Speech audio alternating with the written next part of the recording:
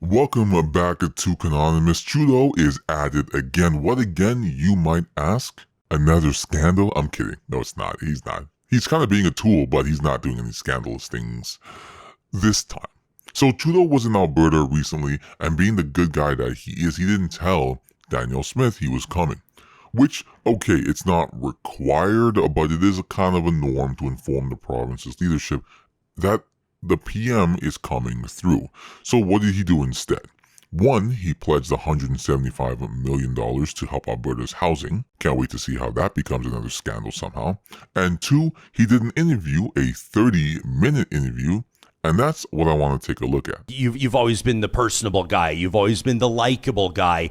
You've had the charisma, and that's carried you in past. But right now you're looking at your party polling 20 points behind the Conservatives. Your personal likability. When people take a look at your personal net approval of minus 33, it's got to get in your head. Actually, I don't know who this Jasper guy is, but a great summary of Trudeau's failing support. first of all, I think one of the things that carried us through the past is what we actually did in terms of policies. People still think I won the 2015 election because of nice hair. This little cuss bucket over here, I'm trying not to swear, it's really hard. So this guy won because Canada was illusioned. We thought he was going to be smart, young, and capable, hip with the current generation. People dismissed the issues of his father, of course. They voted because, one, he promised to reform the election system. Didn't happen. Promised more social programs, which did appeal to some. That did happen, but cost taxpayers to fund it, of course. The Conservatives' platform on reducing emissions was viewed as inadequate or basically non-existent. Harper was very pro-oil, while the Liberals did seem to care about, doing something, if, anything at all, which a lot of Canadians did like. We all know how that's working out, but regardless, these were to name a few things as to why he won the election. What we won was because of the Canada Child Benefit, because of commitments to invest in communities, because of commitments to raise taxes on the wealthiest 1% so we could lower them on the middle class, because of commitments to fight climate change and put more money in people's pockets. And those are the things that we did. My issue with CCB isn't that it exists, it's that it needs to exist. I think if we had better food prices, better housing prices, people overall would have a better or easier time paying for their kids and whatnot. His climate change environmental plan, is very hotly contested on whether or not it's effective or beneficial. It is usually on the line of being a tax plan, though, and not really an environmental plan.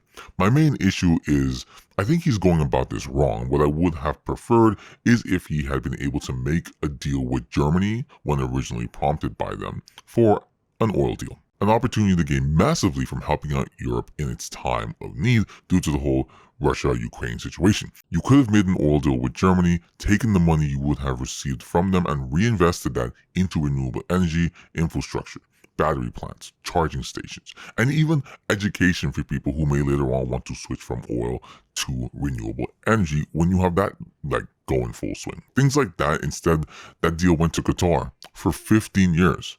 I wonder how much damage that's going to cost the environment. We all know how much Qatar loves the environment. And while people talk about my appearance or whether they want to have a beer with me or not, I've got to stay focused, particularly in this time, on a world that's quite literally on fire in some places. We just declared wildfire season early here in Alberta, dealing with wars around the world, dealing with complexities in a transforming environment and economy, to actually keep Canadians successful, not just for the coming years, but for the coming decades. That's the job I'm doing. It's not a popularity contest. This is super hypocritical. You are clearly in a popularity contest.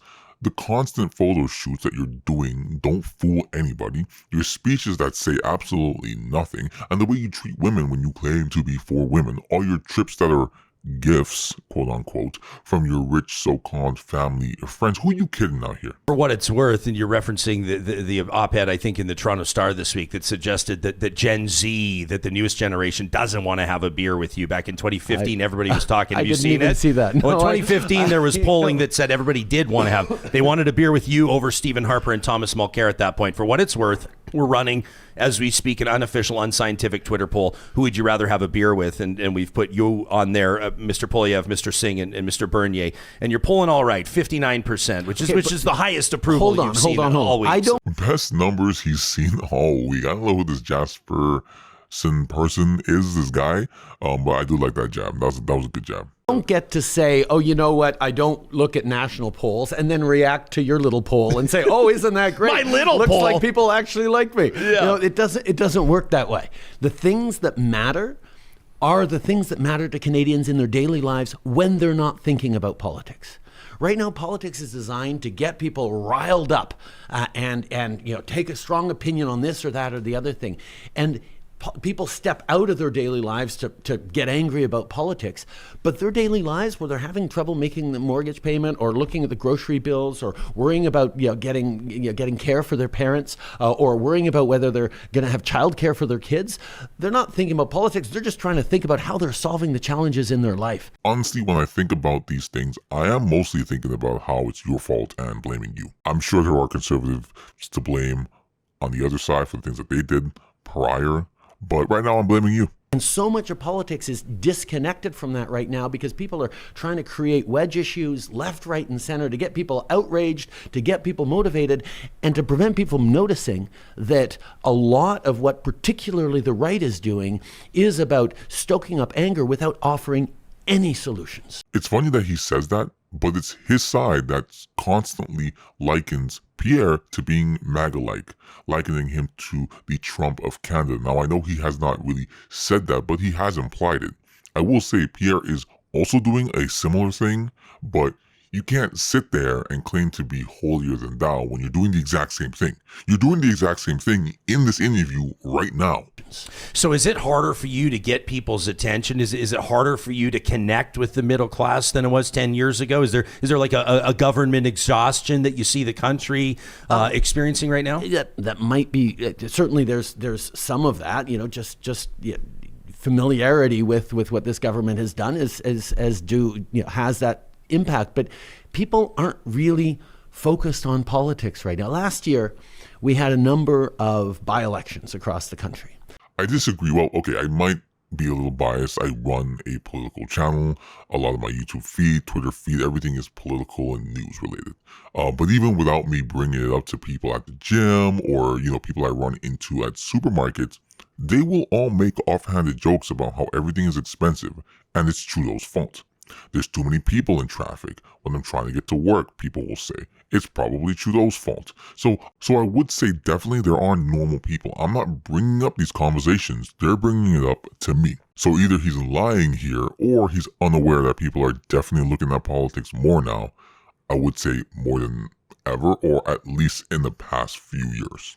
Especially as we're getting closer to an election, and they're looking for an easier, better life than the one they currently have been provided with.